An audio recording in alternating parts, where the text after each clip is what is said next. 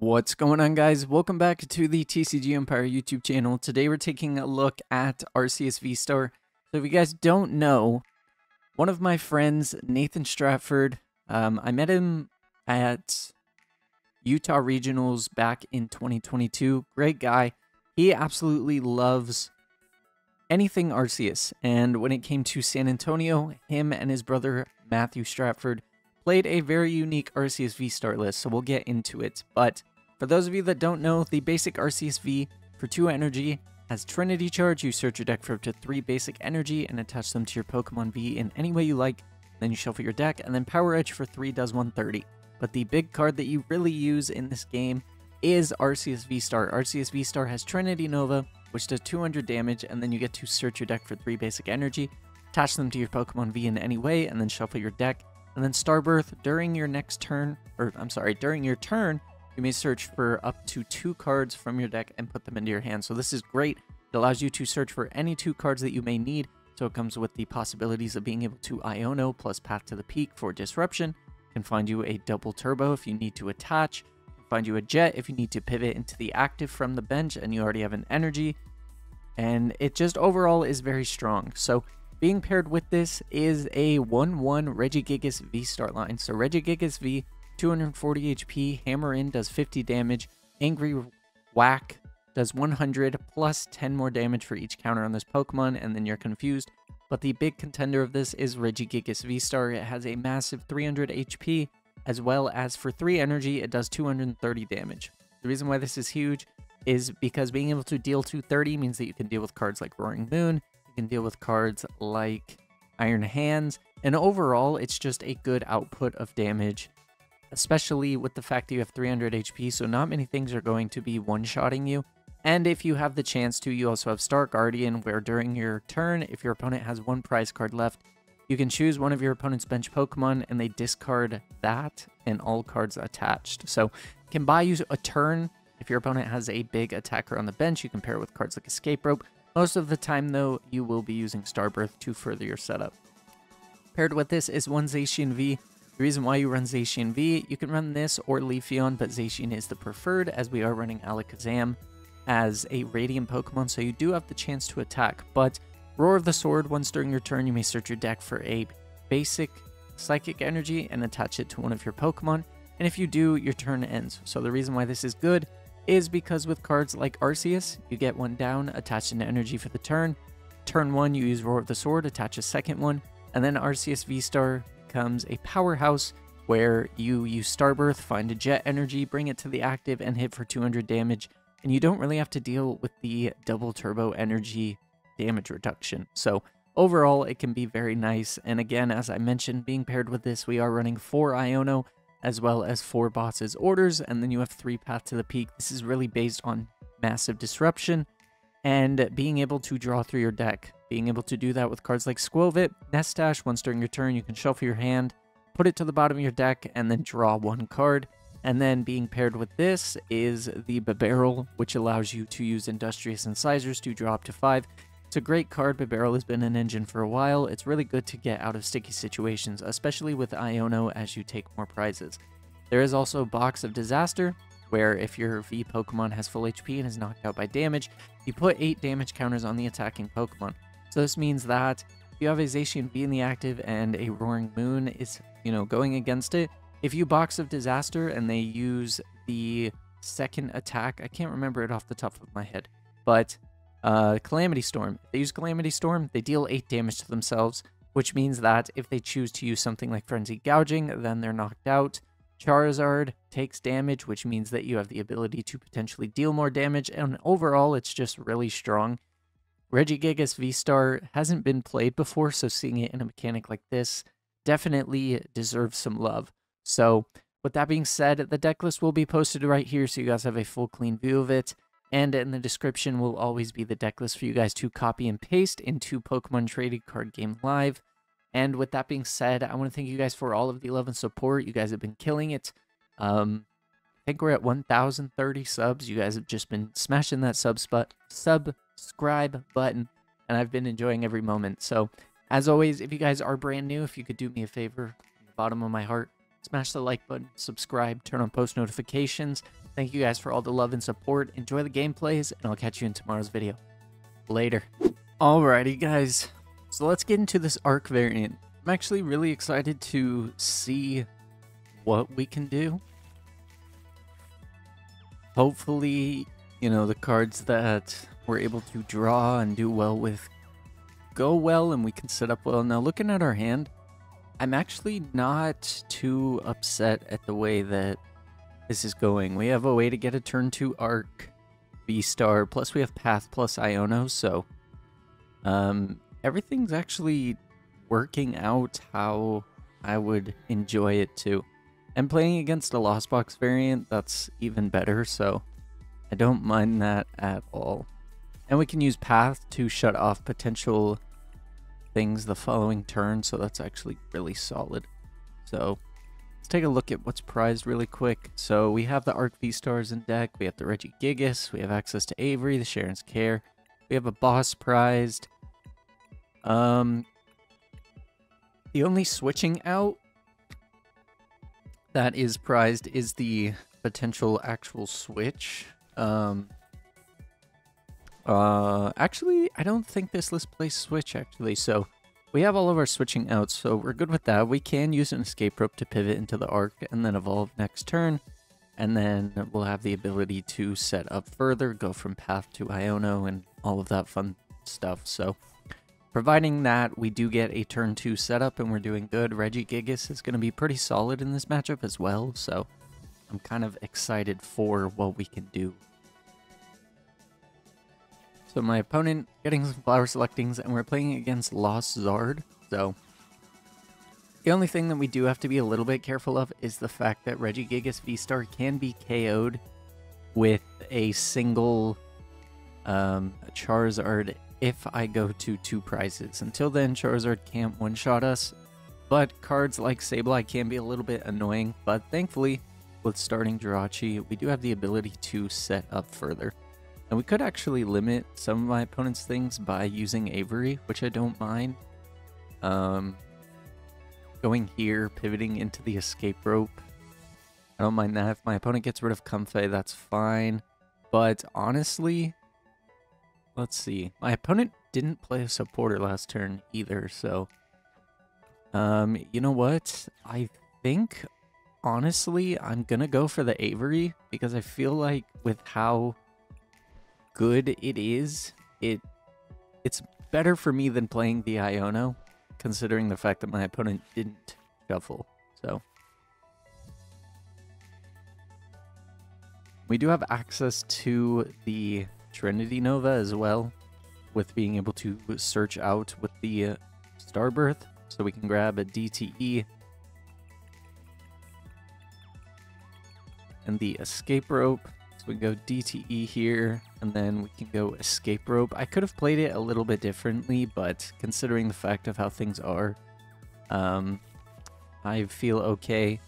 We have Jirachi, which stops Sableye. Greninja can't touch the Bidoof, so we're looking pretty good here. And we have the ability to do escape rope, so that means whatever my opponent brings up, we're going to be able to knock out, accelerate some energy.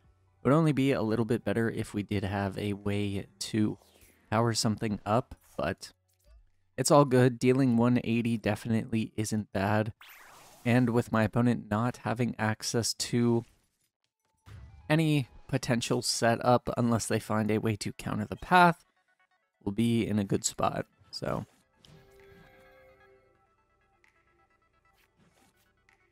and the other nice thing too is that depending on how our setup goes, we could actually put the Box of Disaster on Regigigas, which means that if we're KO'd, we have the ability to set up maybe some damage to take a knockout with something like Zacian, but Path to the Peak is definitely going to put in some work here. We just need to get some other things going, but the Pathlock is definitely doing what it should do, and I am more than okay with this. So honestly, the draw, not too great, but we'll just go for the Trinity Nova. Again, my opponent didn't play a supporter, so putting my opponent in a situation where they're not, you know, setting up as frequently is perfectly fine with me. We do get access to Barrel, which means that we can potentially burn some cards in order to draw. So even though our board isn't full, we still have things to work with, so I'm completely okay with this.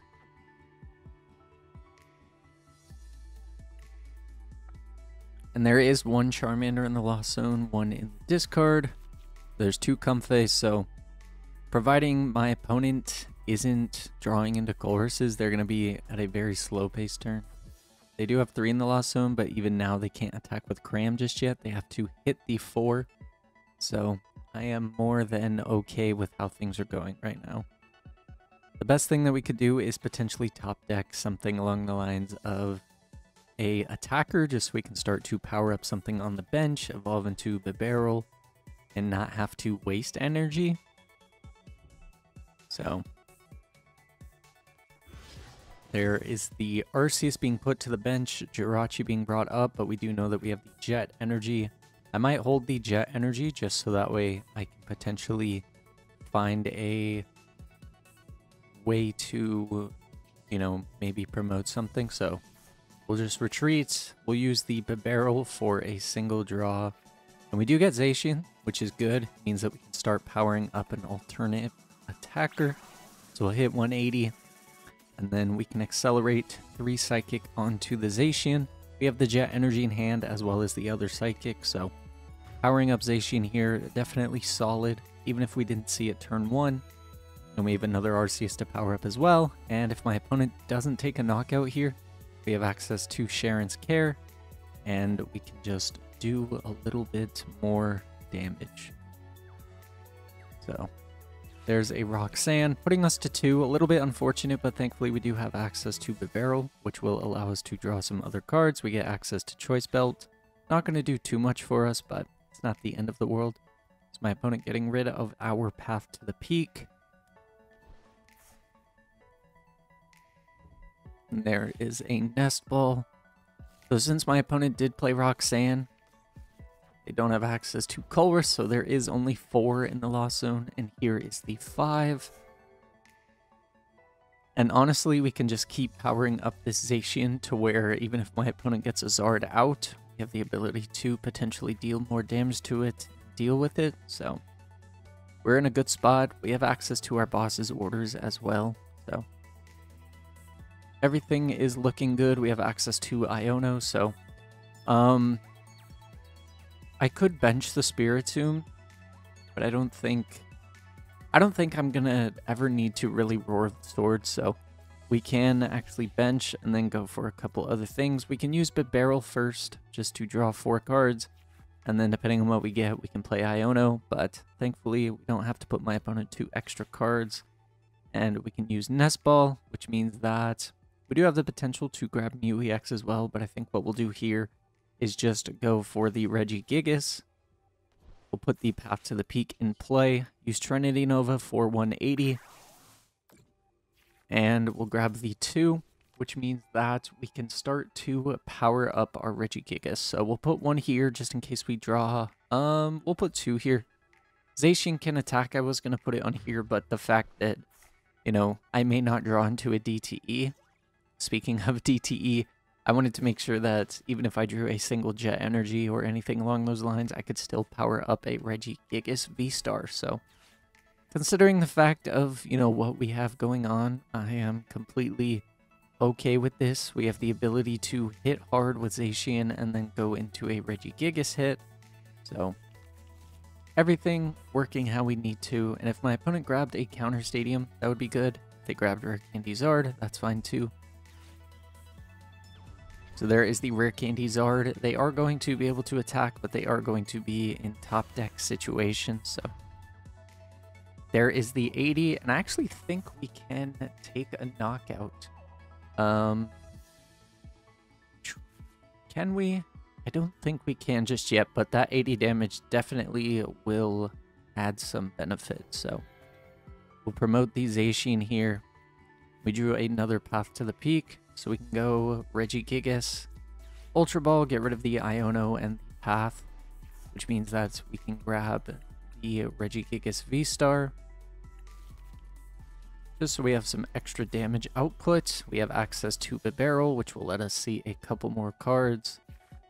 And we get the jet energy as well as lost vacuum and anything else. The most that we're looking for really is just path. So we can just hit 150 and then next turn, providing that if my opponent retreats for whatever reason, we find the boss, we'll be able to win. Otherwise, my opponent takes 2 here, then we can just Regigigas and take the game. So a little bit of a slow start, but once we got there, you know, it was able to work out exactly how we needed to. I could have powered up the Zacian the most, to which Charizard would have been KO'd by Zacian, but my opponent concedes. That was a quick game against Charizard. Let's hop into a game number 2, see if we can do the same thing. Hopefully get the same type of disruption setup. Alrighty guys, so let's get into the second game with this Arceus Regigigas VSTAR deck. I'm actually really liking this. It's consistent, feels good, it's nice to be able to pathlock my opponent. Now, my opponent is letting me go first, so it can be kind of worrisome, but we'll have to see exactly what happens. We do start Zacian as well as an energy, so that's not too bad actually, and we do start Nest Ball as well, so considering the fact we are going first, there is some things that we can do. So the only issue is that Moon is a very annoying card, so I think what we'll do is Nest Ball for sure, then we'll go Nest Ball here. I'm not going to be able to thin my hand too much. I may have to go Squovit. I'll have to figure that out, but I think Bidoof might be the best bet here. And then what we can do is go attach, and then we'll use Roar of the Sword to attach another Psychic. That way, if we search for a Jet Energy off of an Arc V-Star, then it gives us the ability to do 220. It would have been more fun and a lot easier to grab the Regigigas V-Star, but then having to potentially find the out is a little bit more annoying. So my opponent playing Path to the Peak down. I haven't quite seen Path to the Peak inside of Roaring Moon. Definitely is interesting, but all is well. As long as we find a way to potentially retreat, we'll be in a good spot. Otherwise, things might get a little bit dicey, so we'll have to see how this goes. So my opponent grabs 2 Dark Energy. They have the ability to attach maybe a Dark Patch in hand. We'll have to see.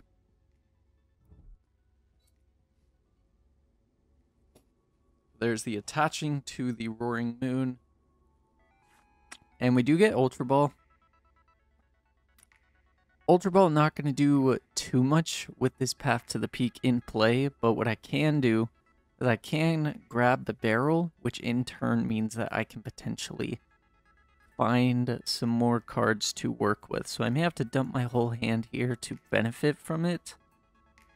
But you know what? I'm down to do it. I'm going to hold the single Psychic Energy just in case.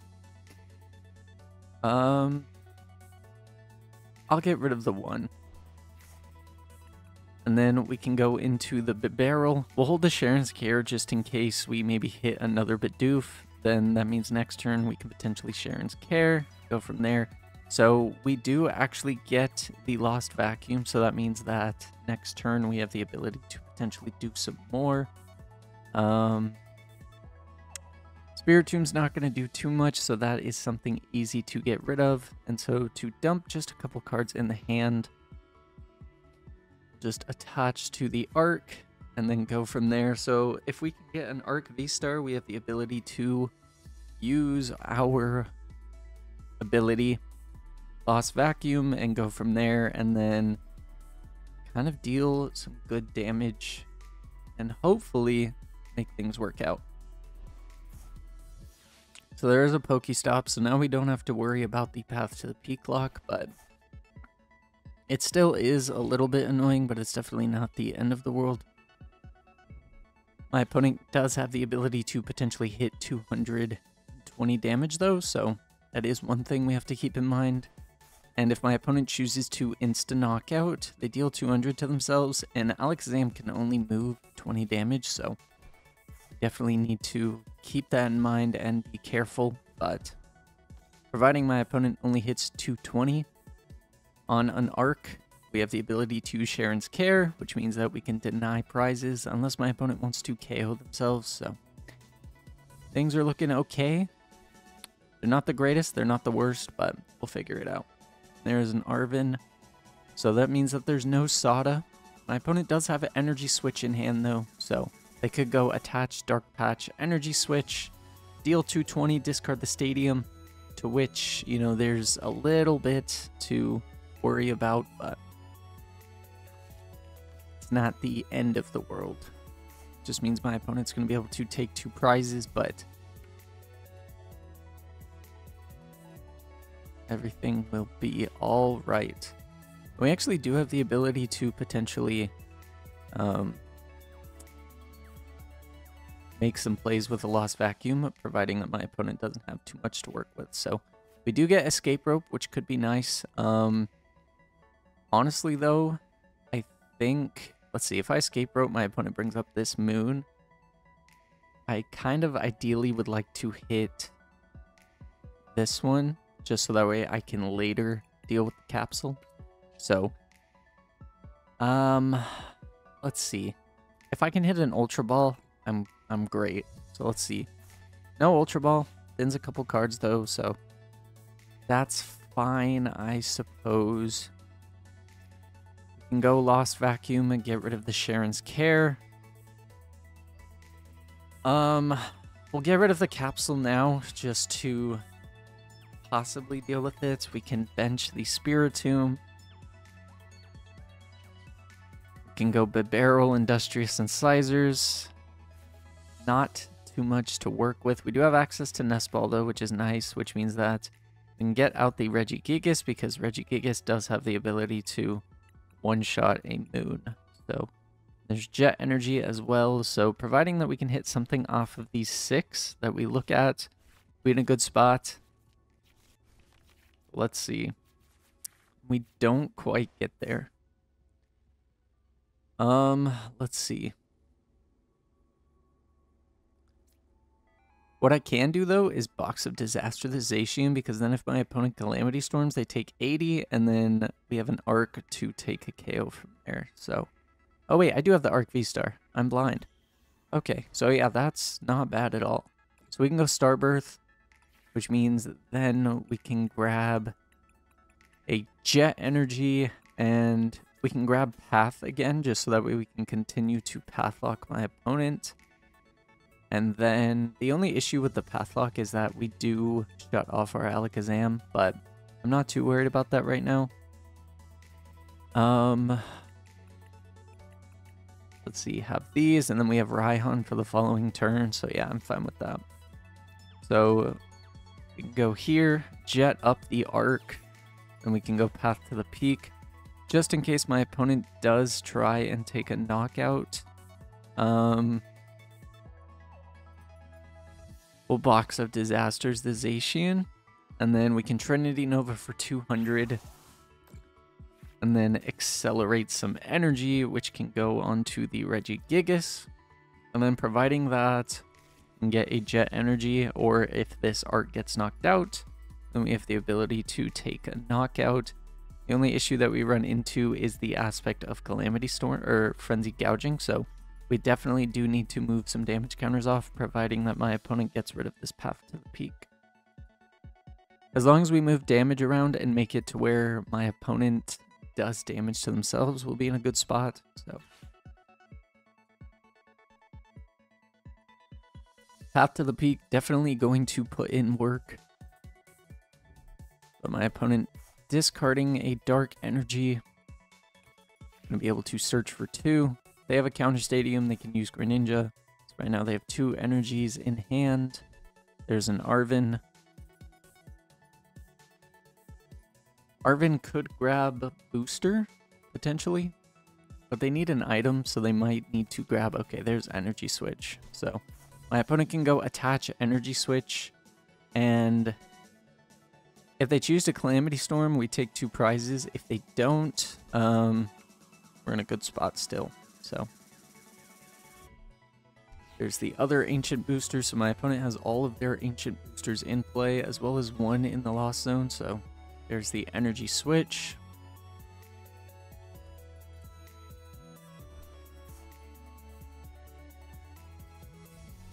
There's the attach. Now the question is, does my opponent use Frenzy Gouging, or do they Calamity Storm? If they Frenzy Gouging, they knock themselves out in the process.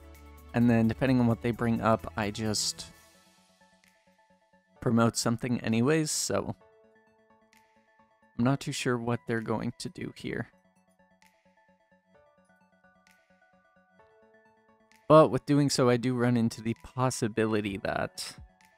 Okay, so there's the Frenzy Gouging, so my opponent is going to knock themselves out as well, which means that I am going to be able to take 2 prizes, and they're going to take 2 as well. So take my 2, and I get Regigigas and DTE. That's actually huge. My opponent takes 2, and as far as what I want to promote,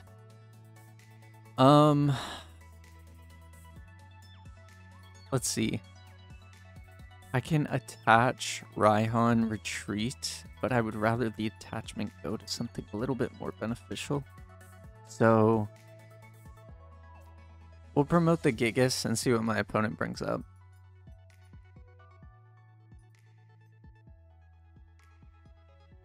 Because if they bring up another moon, I get 2 prizes, so their best bet would be to bring up something like Greninja or Bibarel. But so they bring up Greninja, so that's fine. So we do draw an Arc.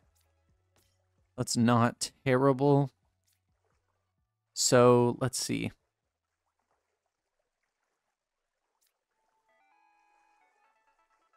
We go Regigigas, and then this means that we can go attach return to Zacian, Raihan, a Psychic onto the Gigas. And then off of that,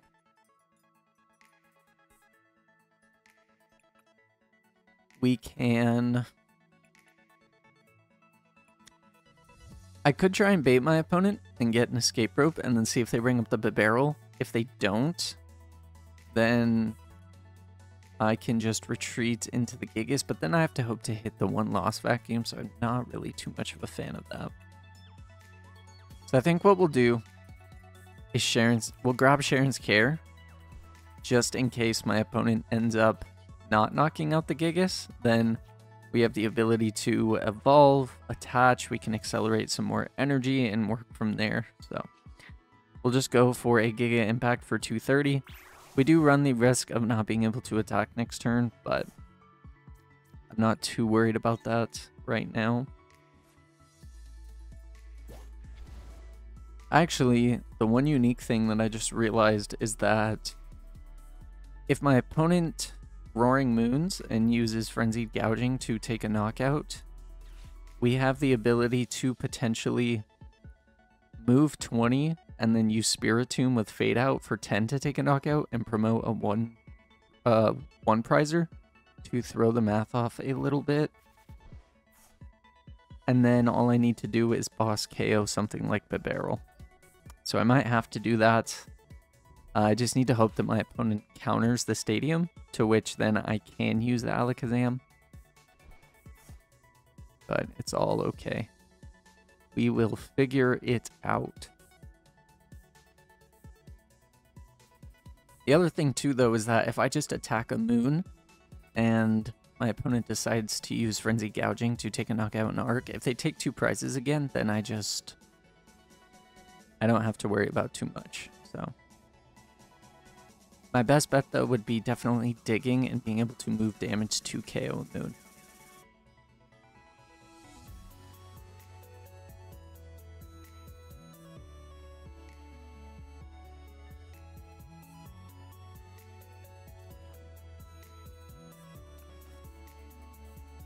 We'll see what my opponent wants to do here.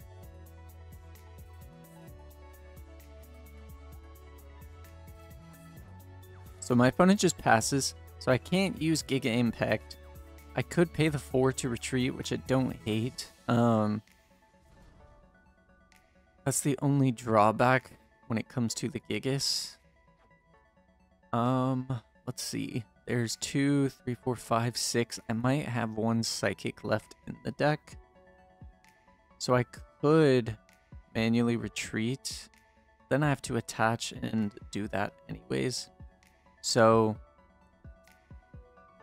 I think what we'll do is just attach to the arc, and then if my opponent uses Frenzy Gouging, I just have to figure out the math with everything. I need this path gone, so I need to hit my my last vacuum. This is a little bit tough.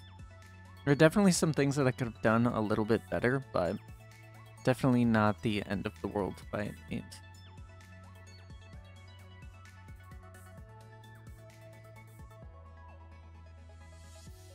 I could have also potentially attacked with Barrel, or I could have attached to the Alakazam and taken a knockout that way, which would have been smart, but it's all good. It's not the end of the world.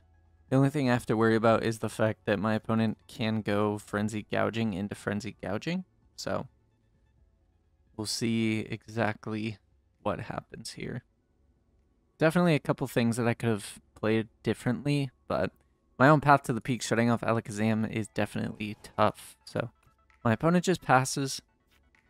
We do have access to Avery, which does give us a couple more cards. So we can use Avery to draw 3. We have some cards to work with next turn. So now I'm not in a super terrible spot, because if my opponent uses Calamity Storm or Frenzy Gouging and knocks themselves out, I just need to find a boss to KO the Barrel. So we'll use Giga Impact for 230. Now it's on to my opponent's turn. I can also Escape Rope Pivot and retreat if I need to as well, so there's quite a few things that we can do. I think my opponent may have gone AFK, which is a little bit unfortunate, but sometimes that is what happens. So seems as though my opponent was going to go AFK. So if you guys did enjoy today's video, do me a favor, smash the like button, subscribe, turn on post notifications. This deck was a lot of fun to play. It's really unique. So again, thank you for everything, and I will catch you guys in the next video. Later.